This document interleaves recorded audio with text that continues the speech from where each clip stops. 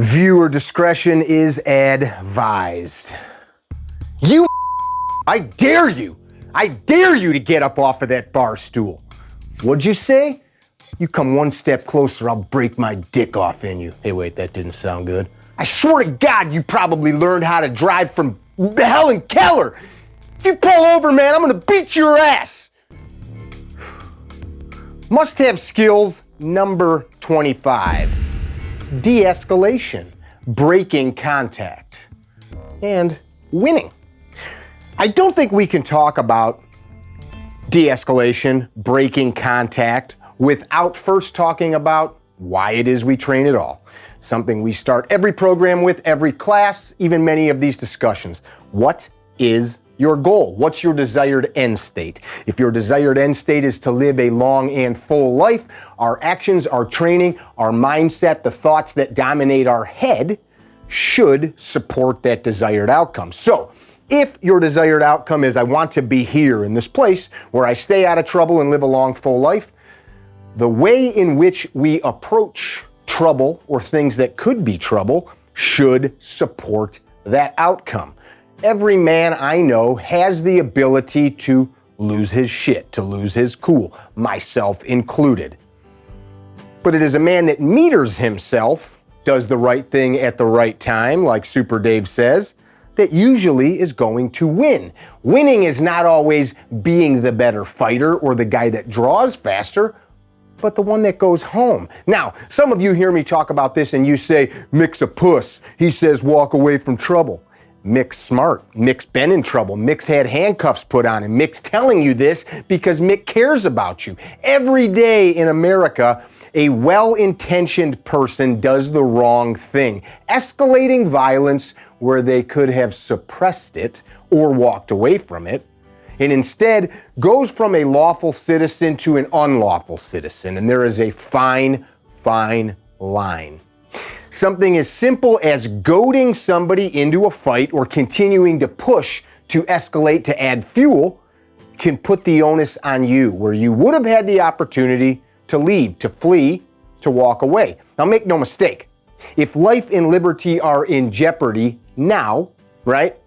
Not an hour from now, not like, hey man, when I see you later at that party, I'm gonna beat your ass, and then you show up with your brass knuckles ready to go.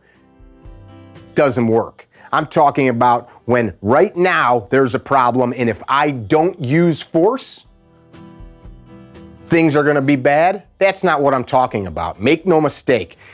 If there comes a time where force is the answer, we train people, and we hope you're training to do the same, to use righteous, angry, violent force up to the point that is required to stop unrighteous violence against innocent life, period. But beyond that, we have to be able to meter ourselves. Now look, I'm in my mid-40s now. I know as a younger man, I definitely had a temper. I know other friends of mine did. That's one of like the things that happens as the testosterone courses through your veins, as your muscles start growing and all that other cool shit that happens. But there also comes a time where knowledge and wisdom must come into play.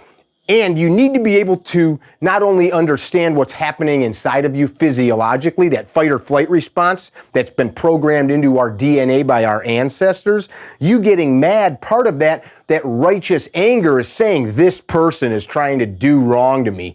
As such, I need to do violence against them. Because at some point in history, that violence is what saved you. That violence is what carried your DNA on. That violence is what your people in your past did to allow you to be here. But in this modern world, like it or not, we don't need to use violence like we used to. It's definitely not how we can settle most problems. We see in the comment section here, people go on and on arguing for hours about nothing because being right means winning. And when I win, I feel good and I satiate that inner demon.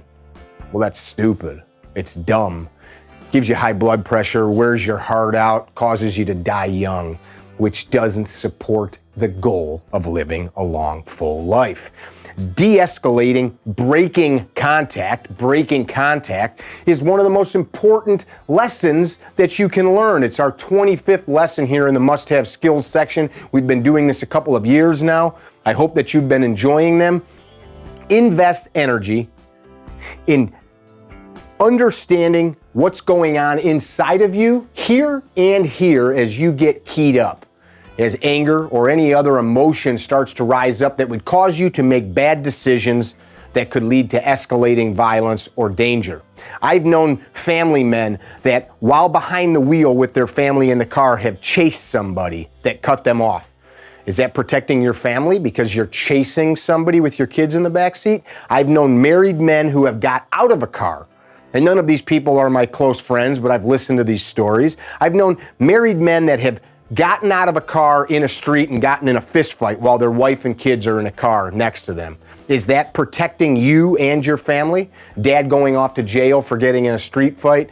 Dad getting his head stomped in possibly and dying or being left maimed because he needed to satiate that animal in him?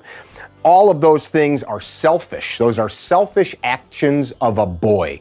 Men that are in control of their faculties, that are in control of their emotions, that are in control of themselves, understand what's happening on a physiological level, on a psychological level, and you make actions, take actions accordingly.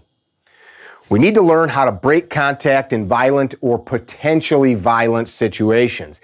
Even if violence is called upon, oftentimes breaking contact might be possible. Not because of cowardice or any such thing, but it could be your best course of action. Am I going to fire a gun into a crowd, or am I going to take my loved ones and move away, right? We have to be able to compartmentalize these things. Your sub-second draw is super cool. I'm major impressed by it, so is everybody else. But that thing, that finite mechanical skill, fixes about that many problems in the big scheme of your life and about that many problems you're ever going to come into contact with. Learn to mitigate your emotions, learn to break contact with violence, learn to move on, go home, learn to breathe, learn to think through what's happening. Check out my dude, Brian McKenzie, Art of Breath. He's got some great breath exercises. Train yourself until you are honed to a sharp edge. Keep yourself physically fit. See, when we have tools that we can fall back on, and we have more than just rage and anger inside of us, we learn that it's not necessary. Go let other men put their hands on you from time to time, or women, and train physically in boxing, Muay Thai, Jiu-Jitsu, a legitimate combat sport, and you will also learn how easy it is to get hurt. Even in training, you'll understand and appreciate, I don't want to mess around out here and let my ego get the better of me, because I can get my teeth folded in, my jaw busted, my head cracked open, my brain rattled, up to and including death. Think about what you're doing. Must-have skills, number 25, break contact. Walk away when you need to. Don't be dickheads. Tell somebody you love them. I love you. Do me a favor. Go check out the videos we did on Joel Gupton. Love him. Live like him. Be well.